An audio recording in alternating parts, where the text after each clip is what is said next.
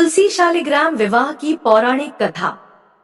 धार्मिक मान्यता के अनुसार देवउठनी एकादशी के दिन भगवान विष्णु अपनी वर्ष भर की निद्रा से जागते हैं और इस दिन से सभी शुभ कार्यों की शुरुआत होती है। देवउठनी एकादशी से जुड़ी एक महत्वपूर्ण परंपरा है तुलसी शालिग्राम विवाह की।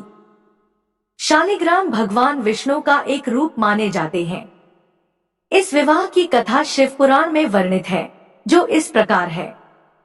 तुलसी शालिग्राम विवाह की कथा। शिव महापुराण के अनुसार एक समय में दैत्यों का राजा दंभ था, जो विष्णु भक्त था।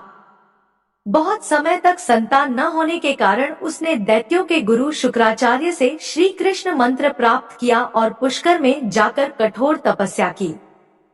भगवान विष्णु उसकी तपस्या से प्रसन्न होकर उसे पुत्र का वरदान देते हैं। दंभ के घर पुत्र का जन्म होता है, जिसका नाम शंखचूड़ रखा जाता है।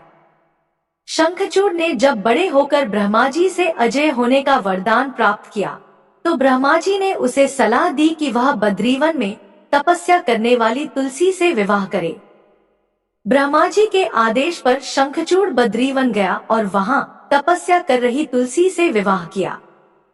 वे दोनों सुखपूर्वक रहने लगे और शंखचूड़ अपनी शक्ति के कारण देवताओं, असुरों और अन्य प्राणियों पर विजय प्राप्त कर लेता है।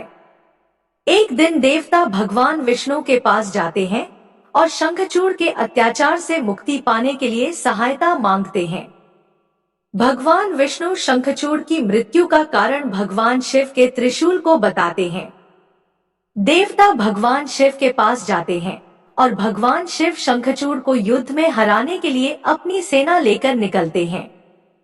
शंखचूड़ और देवताओं के बीच युद्ध सैकड़ों वर्षों तक चलता है, लेकिन शंखचूड़ के वरदान के कारण देवता उसे पराजित नहीं कर पाते। अंत में भगवान विष्णु शंखचूड़ के पास जाते हैं और उसे श्रीहरि का कवच दान में मांगते हैं। शंखचूड़ यह कवच दे देता है और भगवान विष्णु उसकी रूप धारण कर तुलसी के पास जाते हैं। तुलसी समझती है कि उसके पति ने युद्ध में विजय प्राप्त की है और वह उसे पूजा करती है। तुलसी का सतीत्व भंग होते ही भगवान शिव शंखचूड़ का वध करते हैं। बाद में तुलसी को यह ज्ञात होता है कि भगवान विष्णु ने छलपूर्वक शंखचूड़ का रूप धारण किया था। वह दुखी होकर भगवान विष्णु से कहती है कि उन्होंने उसके धर्म को नष्ट किया है और उसे श्राप देती है कि भगवान विष्णु शालिग्राम के रूप में पृथ्वी पर पाषाण बनकर रहेंगे। भगवान विष्णु तुलसी से कहते हैं कि उसने बहुत दिनों तक तपस्या की है और उसका यह शरीर गंड की नदी में बदल जाएगा, जहां वह एक तुलसी के पौधे के रूप में स्थित रहेगी। वे यह भी कहते हैं कि वे शालिग्राम के रूप में पृथ्वी पर रहेंगे और उनकी पूजा करने से पुण्य की प्राप्ति होगी।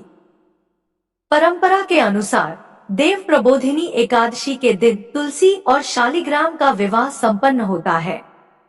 इसे एक शुभ कार्य के रूप में मनाने से मनुष्य को असीम पुण्य की प्राप्ति होती है।